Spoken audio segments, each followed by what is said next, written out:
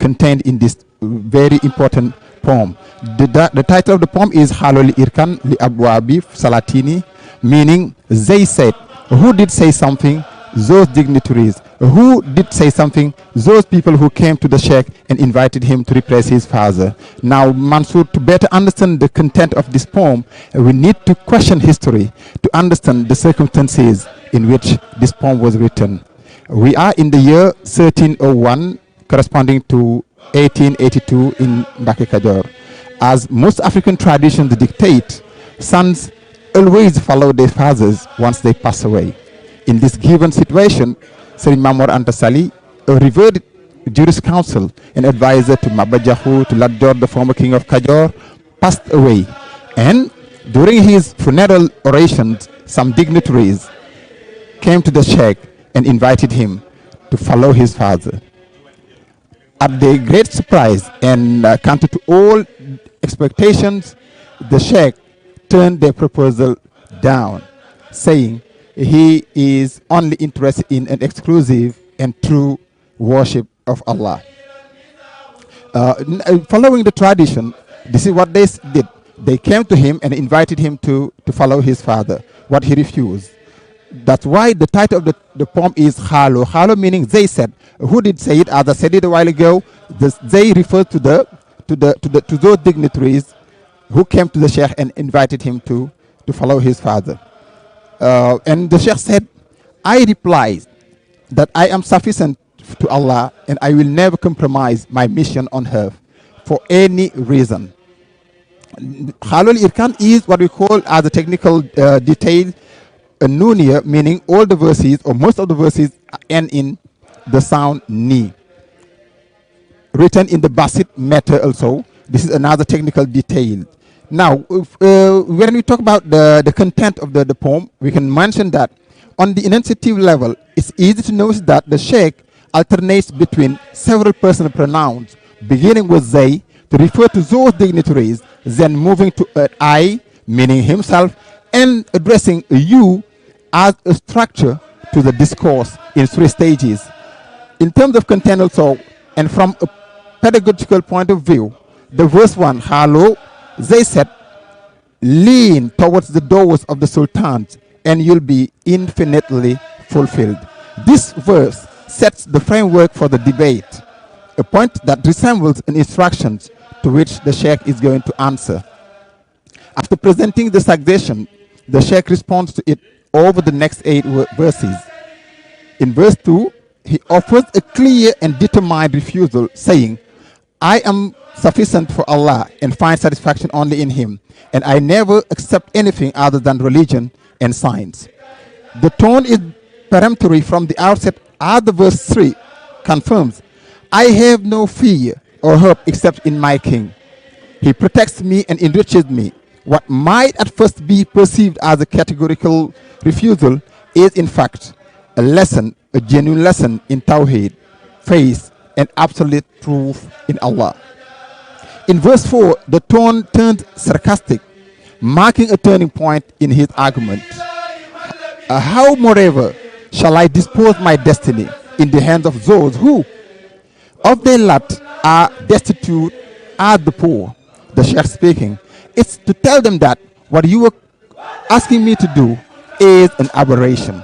This point is reinforced in line 5, where sarcasm gives way to diatribe. How could they give way to how could the thirst to satisfy a need drive me to frequent the beds of Satan? The Sheikh speaking. Here, the criticism becomes more acerbic, even caustic. In verse 6, the Sheikh states, if I am in inflection or necessity, I invoke the master of the throne, meaning Allah. He is the Alpha, the omnipotent. Allah commands as He pleases what is of the will. This verse underlines his unshakable faith in Allah as his only helper. Verse 8 extends the idea, saying, He alone can hasten a thing. This verse reminds us that Allah holds the depth and the judge. He had the power of decision and abrogation. In the final verses, the Sheikh adopts a conclusive tone using the pronoun you to mark a change in interpolation. He thus writes, "O you who blame me, do not abuse me. Cease to blame me. My renunciation of the lower word hardly afflicts me." Here, the tone is firm.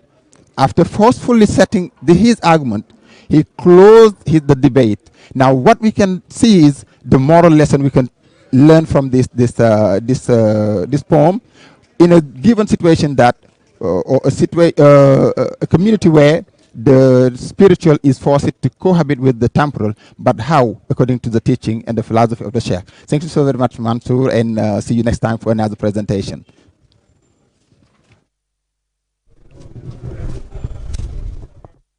waaw kon ñuy sant bu baax sëñ Malick Badiane ci buntu boobu mu ñu andil ci xaaloolu yarkan ci anglais mu am solo lool ñu koy sant bu baax ci loolu kon gannaaw kilifa yi toog nañu dafa mel ne balaa yàgg njàng mi dañ tàmbali. Donc en ce 19e jour du mois lunaire de Ramadan, nous sommes toujours dans la résidence des hôtes de Cheikh Khadim et pour suivre cette déclamation, n'est-ce pas, qui a fait le tour du monde et qui est allée au-delà des frontières. Et nous venons de suivre également la présentation faite par Malick Badiane sur le Khassida Khalol Yarkan en anglais. Nous avons suivi également le programme qui sera décliné tout de suite. Et donc sans plus tarder, nous allons certainement laisser le temps au courrier de s'installer, de bien s'installer. Et la déclamation va démarrer, Inch'Allah. Il faut également saisir cette opportunité pour prier encore pour celui qui est le maître d'ouvrage de ce programme, de ce moment que les gens, n'est-ce pas, il y a un pincement, n'est-ce pas, de cœur que les gens ressentent tout de suite quand on sent que les jours, c'est le compte à rebours maintenant, puisque 19 jours, c'est plus de la moitié des jours du Ramadan qui sont déjà passés. Le Ramadan qui n'est plus un calvaire, mais au contraire un moment où les gens se réalisent, n'est-ce pas, sur le plan spirituel, et il faut rendre grâce à Dieu pour cela. Il faut également féliciter et encourager, mais également tirer le chapeau à tout cela qui s'affaire autour de l'organisation pour que les choses puissent baigner dans l'huile. Et cette manière de coordonner les actions au plan de la sonorisation, au plan de la diffusion et au plan même de la distribution des mets pour la rupture, c'est également un programme véritablement concocté. Et il faut rendre grâce à Dieu pour cela. C'est un travail qui a été confié également à Hizb ut-Tarqiyyah sous la direction de Serigne Youssou. Nous le félicitons et lui rendons hommage au passage pour le travail qui est bien fait. Nous rendons grâce également à Dieu. Remercions et félicitons la DNC, la Direction nationale du Conservatoire, qui a eu à cœur de concocter ce programme avec force, n'est-ce pas, organisation, rencontre et visite. Tout ceci pour que les choses puissent pas se passer comme il se doit. Voilà donc pour un programme qui de plus en plus est un protocole fixe que les gens connaissent maintenant. 17h, c'est le démarrage. 17h30, c'est la déclamation. 18h30, c'est la fin de la déclamation. Et tout ce qui va avec. Voilà donc pour ce programme. Nous ne rendrons pas l'antenne sans vous rappeler que nous avons également à cœur de vous présenter des éléments qui seront en langue nationale. Ça, c'est un défi et nous le disons pour pouvoir en tout cas être à cheval là-dessus, et c'est également une des facettes qui sera enrichissante parce qu'il y a eu les langues internationales, c'est vrai, mais nos langues locales également ne doivent pas être en reste. C'est pourquoi nous avons prévu de le faire, Inch'Allah, d'ici 1, 2 ou 3 jours, d'ici la fin du mois de Ramadan, ce sera une chose faite. Voilà donc pour ce programme d'aujourd'hui qui est en train également de se dérouler comme il se doit. Et nous rappelons en passant que c'est le courriel Mafatul Bichri, dirigé par Serigne Modjob de la Direct Al Mashrabu de Touba, qui va se déployer dans la salle. Ceux-là qui étaient en train d'accueillir les autorités, c'est le courriel Dialbatul Maraqib de la Direct de Rufisque. Et Inch'Allah, après la déclamation, nous allons vous présenter le programme qui sera de mise demain, Inch'Allah, dans la salle comme dans l'accueil, et ce sera également un programme alléchant. Le tout, le point commun, le dénominateur commun, le tout a été confié à Hizb ut-Tarqiyyah et il est heureux que les choses se passent ainsi depuis plusieurs années. Donc nous prions également pour toute la noble famille de Cheikh Khadim qui est toujours au rendez-vous, qui sont là à côté du Khalif, qui sont là pour représenter le Khalif, Serigne Mohamed Murtada ibn Serigne Fallou. Voilà donc le programme. Et nous donc rendons l'antenne et vous laissez suivre la déclamation, Inch'Allah.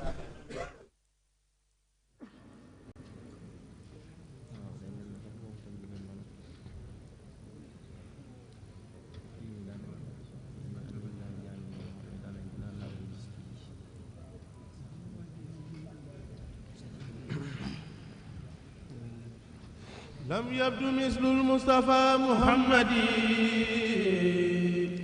سرا وجهرا في برايا الصمد لم يبدو مثل المصطفى محمد سرا وجهرا في برايا الصمد مد لنا الإسلام والكفر محا وبالنصيحة لكل سمحا يقود بالظاهر والباطن من أداه لله في كل زمن خدمته عن العيوب أسباب والاستقامة وصفا وهبات لبان كون المصطفى رئيسا لكل من قد فضلوا رؤوسا خلق دماء فوق كل رقبات منه استعار الخر كل من قبات محمد مثاله لم يأتي فيما مدى وابدا لا يأتي ثبت أن ربنا لم يرد مثله فمثله لم يرد له سيادة له البراء يوم ألست ولد الصفاء هو النبي والرسول والخليل وهو الحبيب والإمام والدليل برأه البديع من غير جمال وسأله القدوس عن خير كمال كون النبي المنتقى محمدي خير الورى المختار عند الصمد شكرته بقلمي محتسبا والخط لي خيرا كثيرا كسبا هدمت بالخط بنا مودي لأنها وقد رفعت صوتي رددت بالخط ممات كل من بارزني له وغره الزمن رد مكاره لمن قبل النحار مدرتي من لي يقود المنحار ملكته خط يدي بالاحتساب والخط لي قاد بقاء ذا احتساب